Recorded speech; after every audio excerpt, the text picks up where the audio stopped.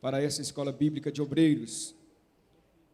Interessante, queridos, que o tema do nosso ano é Unidos para uma Grande Colheita. E sinceramente entendo que este deveria ser o tema enquanto a igreja estivesse ou estiver aqui. Precisamos todos os dias preocupar com esta grande colheita. E temos que pedir ao Senhor, levante a cada dia mais homens e mulheres cheios do Espírito Santo para continuar nessa grande colheita. Queridos, é com alegria, portanto, que recebemos o nosso pastor. A igreja quer recebê-lo com a saudação de bem-vindos. Seja bem-vindo em nome do Senhor. Vamos dizer juntos? Seja bem-vindos.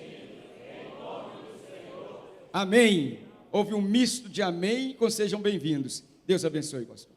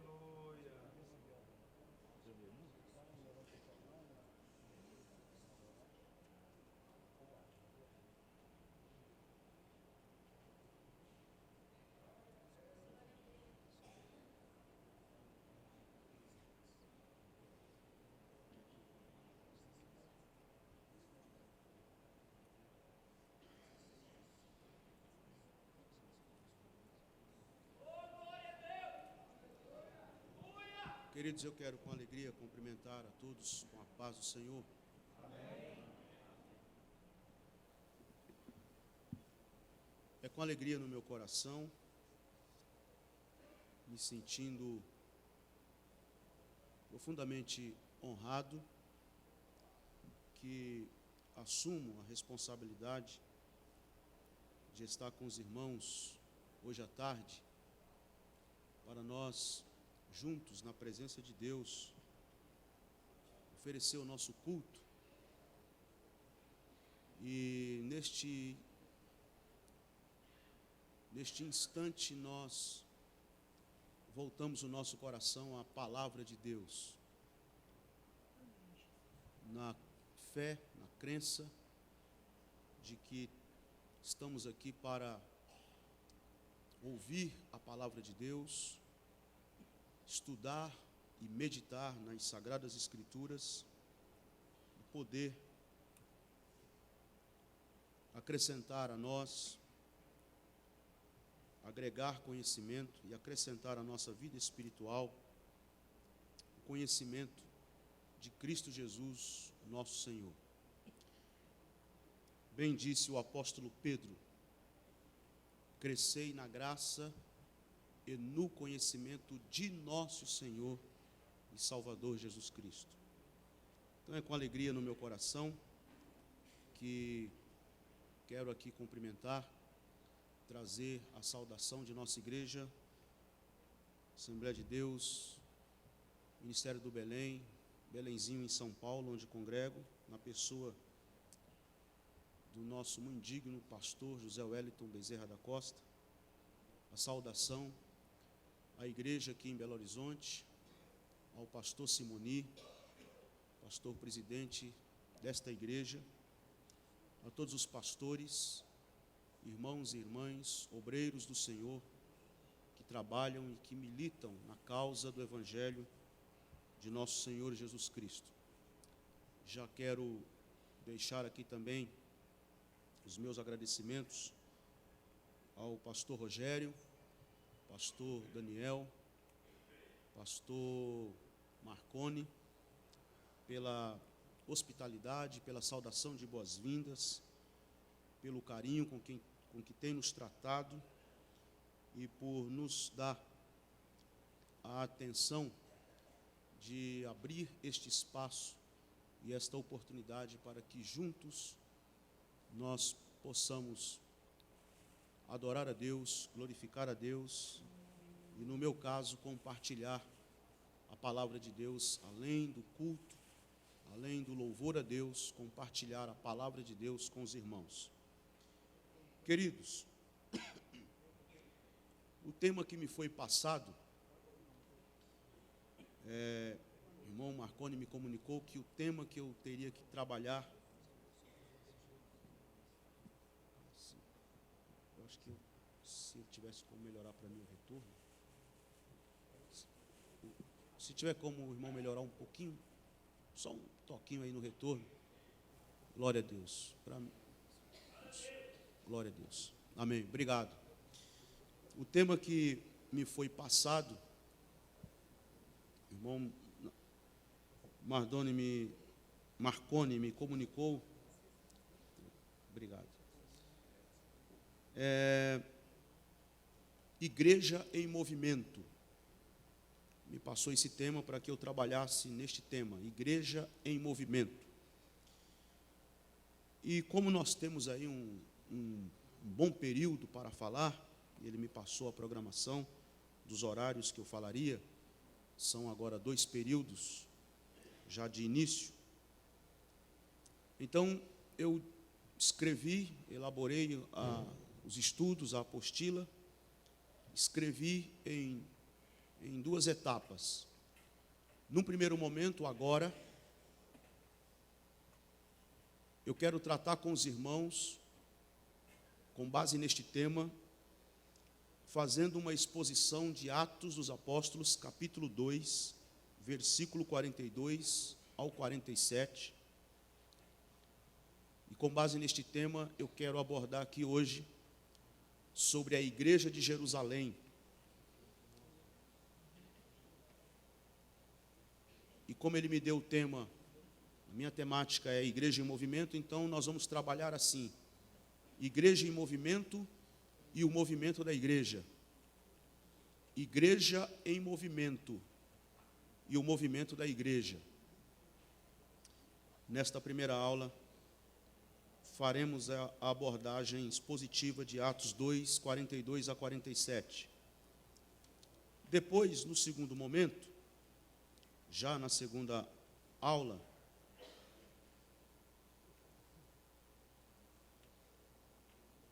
dando ênfase à temática Igreja em Movimento, nós vamos trabalhar o tema Nada pode parar a igreja. Esta igreja, que está em constante movimento, nada pode detê-la, nada pode pará-la. Então nós vamos trabalhar no segundo momento, nada pode parar a igreja, mas aí nós vamos fazer uma abordagem histórica. Não será bem uma abordagem expositiva como agora, mas sim uma abordagem histórica, onde nós falaremos da igreja no primeiro século, desde os dias do ministério de Jesus, a igreja no primeiro século, passando pelo período dos apóstolos, e toda aquela abordagem que temos no livro de Atos dos Apóstolos, e os grandes avivamentos da igreja. E nós temos aí 2000 anos, ou mais de 2000 anos de história cristã. Então eu fiz aqui um resumo, uma síntese, um apanhado histórico, uma abordagem histórica, e nós vamos ver isso no segundo momento. No primeiro momento, nós vamos abordar Atos capítulo 2, que será uma abordagem expositiva do capítulo 2 de Atos, versículo 42 ao 47. Se você está com a Bíblia aberta e achou o texto, diga amém. Amém. Ouçam o que diz. E perseveravam na doutrina dos apóstolos, na comunhão, no partir do pão e nas orações. Em cada alma havia temor, e muitos prodígios e sinais eram feitos por intermédio dos apóstolos. Todos os que creram estavam juntos e tinham tudo em comum. Vendiam as suas propriedades e bens, distribuindo o produto entre todos, à medida que alguém tinha necessidade. diariamente perseveravam unânimes no templo, partiam pão de casa em casa e tomavam as suas refeições com alegria e singeleza de coração, louvando a Deus e contando com a simpatia de todo o povo.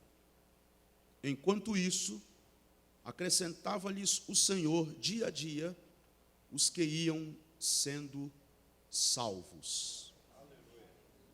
Amém. Queridos, eu estava há uns anos atrás no seminário e naquela noite o palestrante iniciou a sua fala contando um episódio, um evento que ocorreu em uma cidade, segundo ele, no Rio de Janeiro, em que um pastor abriu uma igreja. Esse pastor fundou uma igreja, abriu uma igreja, e ele colocou o nome na igreja de Cristo é a Resposta. O nome da igreja, Cristo é a Resposta. Escreveu a placa da igreja com o nome, Cristo é a Resposta, colocou lá na fachada da igreja. Quando foi pela madrugada, vieram alguns pichadores e embaixo da placa eles escreveram assim: qual é a pergunta? Que aí quando o pastor chegou no outro dia, que chegou na porta da igreja, que ele olhou para a fachada da igreja, estava lá a placa, Cristo é a Resposta, e embaixo os pichadores. E qual é a pergunta? Cristo é a Resposta. E qual a pergunta? Queridos, poderia até ser engraçado. Seria engraçado. Mas, na verdade, esta atitude, ou este comportamento dos pichadores em escrever embaixo, qual é a pergunta? Pode sinalizar para nós, para a igreja cristã atual, que pode ser, ouçam isto, pode ser que tenhamos uma igreja, ou um movimento evangélico, religioso, cristão, do jeito que você quiser chamar, que talvez não esteja mais respondendo às perguntas de hoje. Nós estamos vivendo em um ambiente pós-moderno. Esse ambiente pós-moderno põe diante de nós, cristãos, tanto como cristãos, Igreja de Jesus, como pessoas, cidadãos comuns, algumas perguntas que precisam de respostas, alguns questionamentos, e, repito, o fato dos pichadores terem escrevido lá embaixo da placa da igreja do pastor, qual é a pergunta, pode ser uma sinalização, pode ser o clamor de uma sociedade, de um mundo pós-moderno, que não está tendo respostas de uma igreja que deveria responder, mas não está tendo respostas para as suas perguntas de hoje. Eu introduzo hoje aqui a minha fala perguntando aos senhores e senhoras o seguinte: nossas respostas satisfazem as questões contemporâneas dentro do tempo e do espaço hoje? Nós, como igreja e como cristãos, estamos conseguindo responder, nós estamos dando respostas aos dilemas, às perguntas, aos questionamentos contemporâneos dentro do tempo e do espaço? Ou será que nós estamos insistindo com respostas para perguntas que não são mais feitas? Existem algumas perguntas que não são mais feitas hoje. Foram perguntas muito pertinentes para o século XIX, por exemplo, para o século XV, para o século XVI. Mas hoje, no século XXI, talvez estas perguntas já não fazem mais sentido ou já não são pertinentes mais. Por exemplo, está até mais na frente que eu vou comentar isso, mas já a título de adiantar aqui o processo, nós estamos às vésperas de comemorar os 500 anos da Reforma Protestante, que será esse ano, dia 31 de outubro. 31 de outubro desse ano comemora-se 500 anos desde que Martinho Lutero afixou na porta da Catedral de Wittenberg, na Alemanha, suas 95 teses, que deflagrou o processo da Reforma Protestante.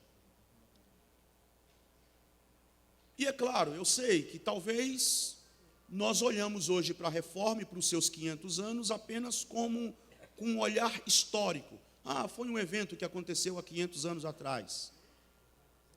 Até porque não sei se nós temos muita coisa para comemorar hoje, depois de 500 anos. E depois, se somos uma igreja protestante, eu pergunto, o que é mesmo que nós estamos protestando? E no meio desse emaranhado de coisas, vem surgindo um movimento aí que está se agigantando, que é a velha discussão, a velha briga, o velho debate entre arminianos e calvinistas, que na minha rasa opinião, na minha singela opinião, essa discussão é irrelevante. Absolutamente irrelevante, na minha singela opinião. Porque, primeiro, se Calvino e Armínio ouvisse o que calvinistas e arminianos andam falando em seu nome hoje, eles viravam no túmulo. Segundo, uma coisa é Calvino e Armínio, outra coisa são os calvinistas e os arminianos. Terceiro, Calvino e Armínio são de 500 anos para cá. Viveram entre os séculos 15 e 16, não mais que isto. E a história cristã e o evangelho de Jesus, desde que Jesus esteve aqui e anunciou boas novas, a chegada do reino, e ele mesmo, como a expressão máxima, porque é isso que João diz, no princípio era o verbo, e o verbo era Deus, o verbo estava com Deus. Então, Deus é o verbo encarnado, que encarnou em Jesus de Nazaré. E desde que o verbo se fez carne e habitou entre nós, desde que essas boas novas, essa boa notícia se espalhou por toda parte, já se foram mais de 2000 anos. Então, eu tenho as minhas reservas com alguém que deixa 1500 anos para trás, isola 1500 anos de história para ficar discutindo em cima de uma discussão que surgiu há 500 anos.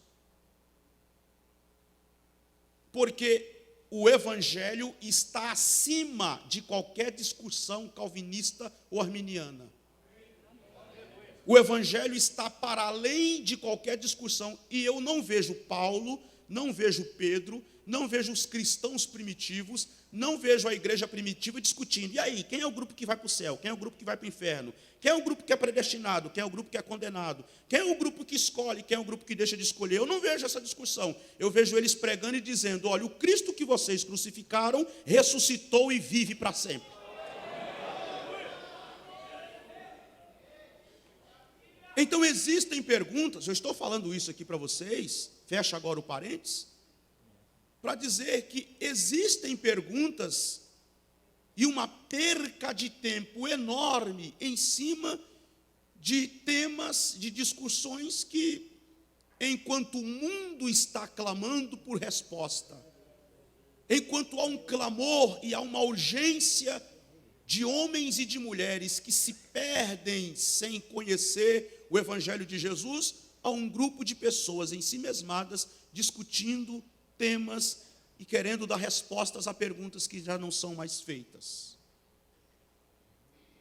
E aí eu quero citar para vocês aqui o sociólogo e teólogo Gedeon Alencar, porque ele escreveu uma obra com o título Protestantismo Tupiniquim, e ele comenta nesta obra o texto de Atos dos Apóstolos, capítulo 17, versículo 16, que é o texto em que Paulo estava em Atenas, centro intelectual do mundo de sua época, e ele diz o seguinte: Paulo vê na religiosidade ateniense devoção e não superstição, e é a partir dela que ele prega a mensagem.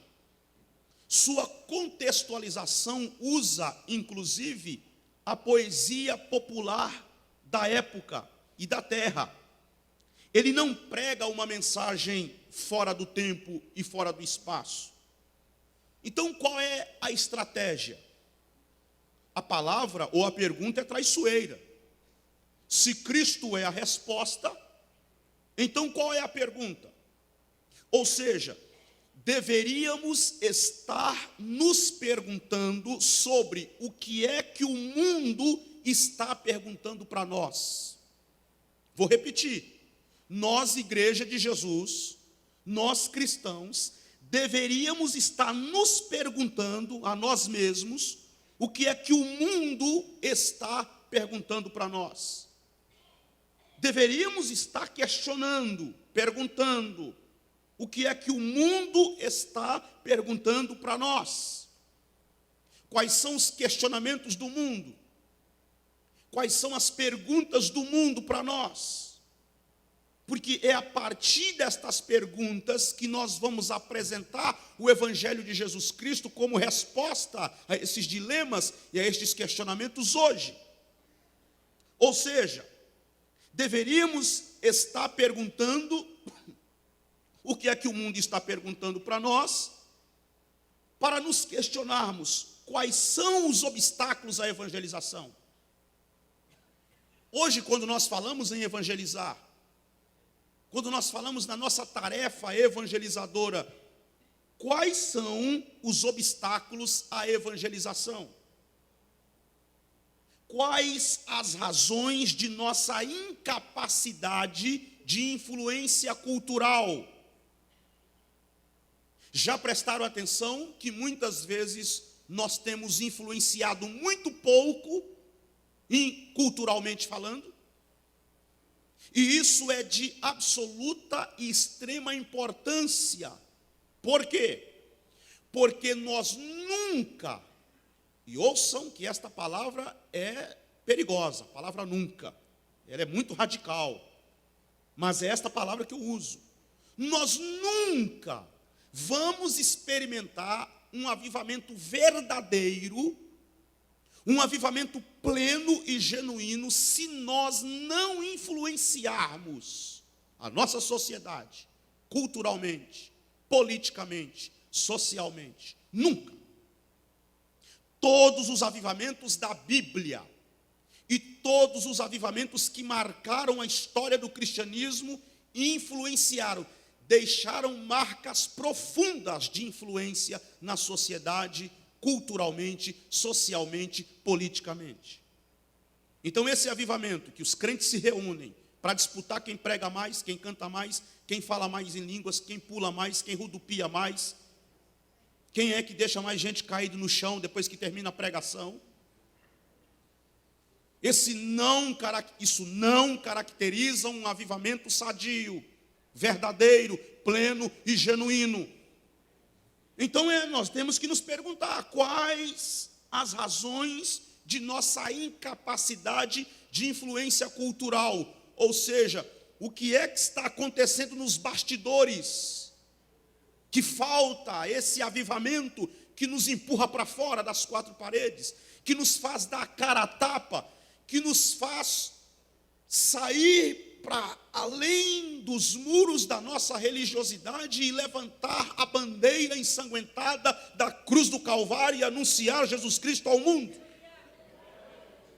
Quais as razões dessa nossa incapacidade de influência cultural?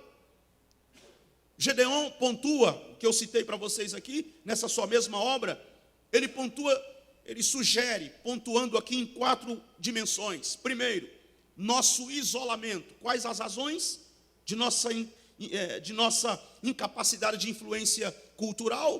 Primeiro, nosso isolamento. Segundo, nossa linguagem de gueto, e eu vou explicar. Terceiro, nossa falsa expectativa. E quarto, nossa conveniente teologia. Nesses 4 pontos moram ou estão alojados as razões pelas quais muitas vezes nós temos fracassado e temos nos mostrado incapazes na nossa influência cultural. Primeiro, nosso isolamento. O que vem a ser isso? Essa ideia de que nós estamos aqui, somos igreja de Jesus, separados do mundo, a gente não tem nada a ver com lá fora, não temos nada a ver com o mundo, e nossa vida é aqui, nossas amizades é aqui, e temos que ficar aqui. Que é uma interpretação muito equivocada dos textos, por exemplo, um dos textos usados. Paulo, na carta aos Romanos, capítulo 12, versículo 1. Rogo-vos, pois, irmãos, pelas misericórdias de Deus, que apresenteis os vossos corpos em sacrifício vivo, santo e agradável a Deus, que é o vosso culto racional. Verso 2. E não vos conformeis com este mundo. Está vendo aí, igreja? Nós não podemos nos conformar com o mundo, está escrito mesmo. Quer ver um outro texto muito usado? Carta do apóstolo João. Primeira carta do apóstolo João.